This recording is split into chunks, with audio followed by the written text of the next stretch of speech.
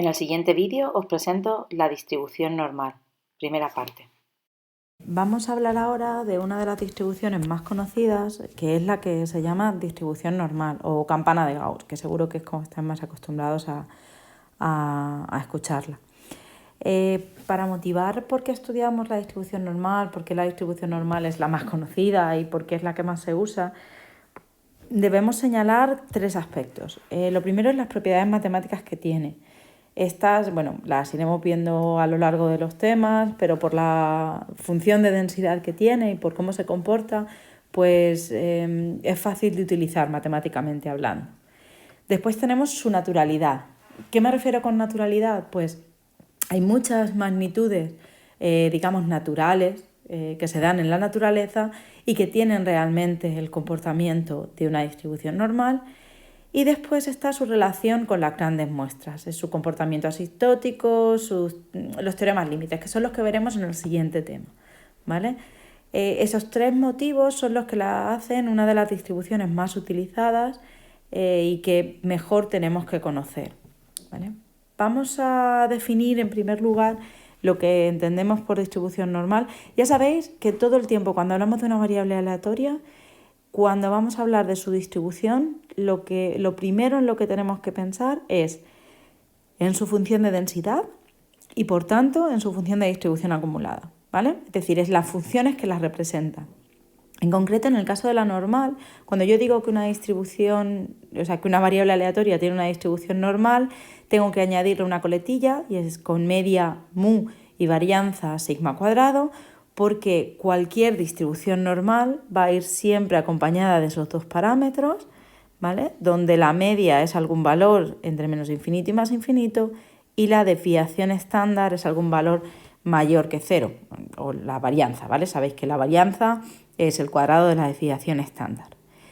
Su función de densidad se expresa como 1 partido sigma por raíz de 2pi multiplicado por la exponencial de menos 1 medio de x menos la media partido la desviación estándar y al cuadrado, ¿vale? Esta sería la expresión de la función de densidad de una distribución normal, ¿vale?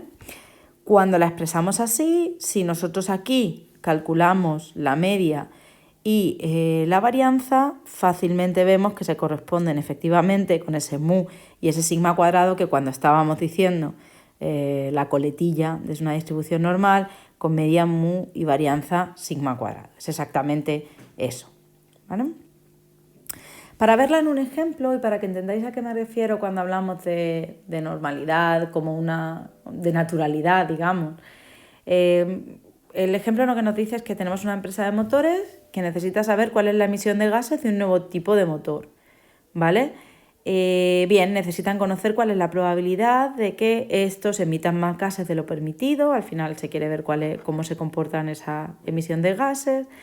Y lo que se muestra en el siguiente histograma son los datos recogidos para 46 motores, así como una distribución normal que se aproxima bastante bien a los datos. ¿Veis? Aquí tenemos el histograma donde están recogidos los 46 datos de los 46 motores y vemos pues, que hay una distribución normal que se adapta bastante bien a ese histograma.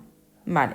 Eso, cuando nosotros decimos que los datos se adaptan a una normal, matemáticamente tiene unas propiedades muy concretas. Esto es, la función de densidad es simétrica alrededor de la media. Eso es lo primero. O sea, si yo pongo una media de 2, pues va a ser simétrica alrededor de 2.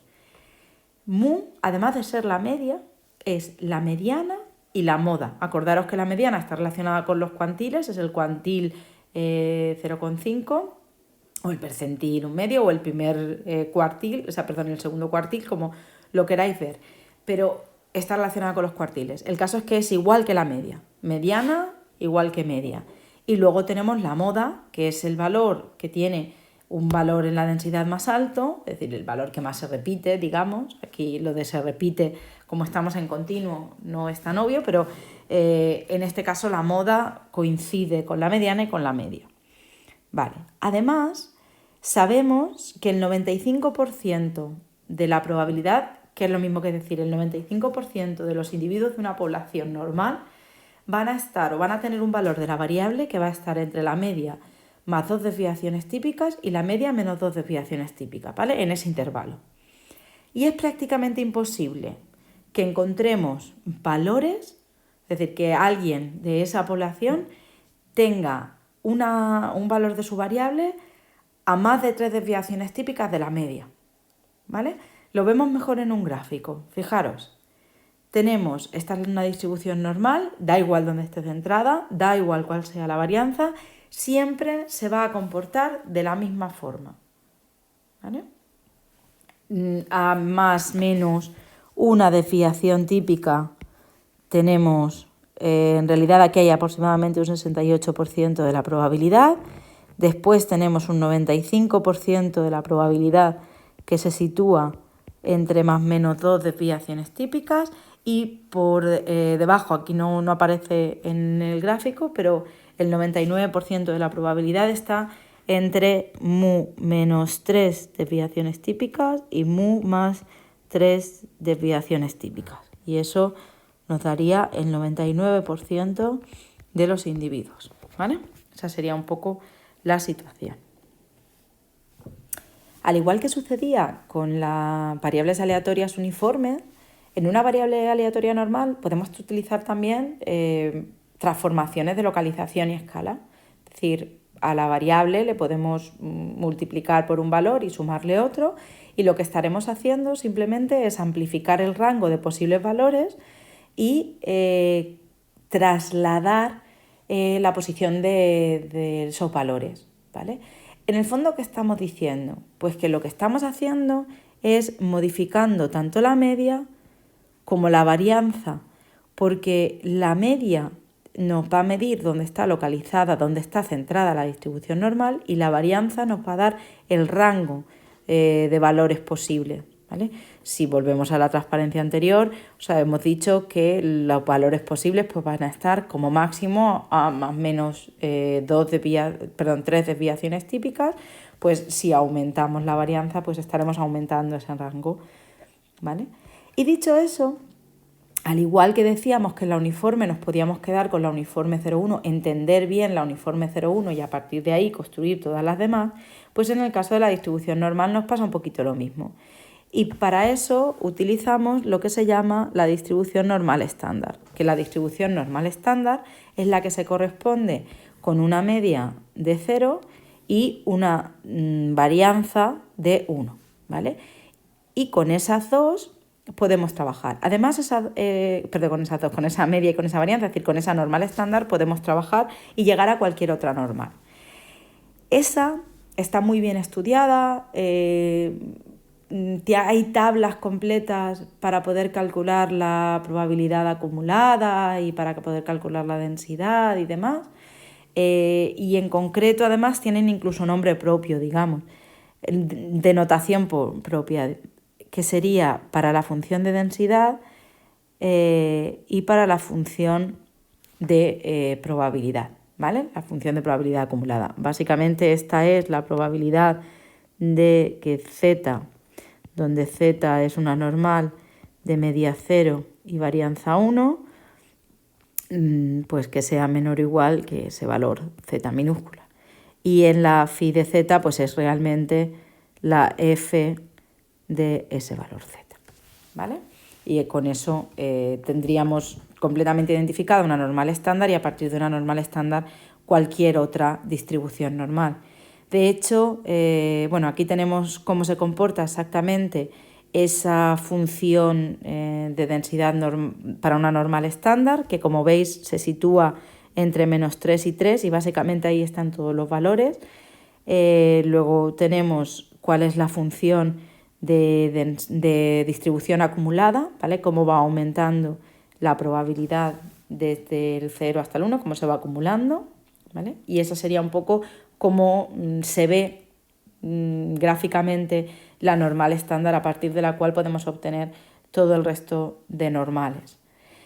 Lo que llamamos estandarización es el proceso inverso. Es ¿Cómo puedo pasar, si yo tengo una normal cualquiera, una normal mu sigma cuadrado, cómo puedo pasar a una normal 0,1? ¿Vale? Pues fijaros que simplemente si yo le resto la media y divido por la desviación estándar, pues tengo esa normal 0,1. ¿Qué es lo que estoy haciendo? Pues estoy moviendo la media al 0 y estoy, al dividir por sigma, estoy haciendo más pequeño el rango hasta que tengo un rango que va entre menos 3 y 3, que es la normal estándar. Básicamente eso es lo que estoy haciendo cuando estandarizo. ¿Pero eso para qué me sirve? Pues eso me sirve, hoy en día en realidad ya no es tan útil, porque tenemos ordenadores y tenemos R o tenemos Python o tenemos cualquier otro software que nos calcula la probabilidad de una normal rápidamente. Pero hay situaciones en las que todavía es necesario recurrir a la normal 0,1. Cuando tenemos que recurrir a la normal 0,1, o bien porque tenemos que consultar tablas, o bien porque nos hace falta para el problema concreto que estamos trabajando, muchas veces cuando se trabaja con datos se suele hacer también, pues para poner todos los datos a la misma altura, digamos. Es decir, si yo tengo datos con distintas medias, imaginaros que tengo varias variables que son distintas distribuciones normales con distintas medias y distintas varianzas. Si yo las quiero equiparar, lo que tengo que hacer es estandarizar los datos, y como estandarizo con la fórmula que hemos visto antes. Particularmente lo que sucede es que si yo quiero calcular una probabilidad de una distribución normal, en este caso una normal 4,2, quiero calcular la probabilidad de estar entre 5 y 8, ¿vale? Pues eso, si yo estandarizo, puedo estandarizar en los tres lados de la desigualdad. Lo que me queda en el centro es exactamente esa variable normal 0,1, y a partir de la función de la normal estándar, de la función de distribución acumulada de la normal estándar, yo puedo calcular esas probabilidades y acabar calculando la probabilidad de cualquier intervalo. Y siempre me va a bastar con tener esa función de distribución acumulada para la normal estándar, ¿vale? Esta sería la función de distribución acumulada para la normal estándar, la normal 0,1, ¿vale? Y con eso, a partir de esa estandarización, puedo tener la probabilidad para cualquier distribución normal.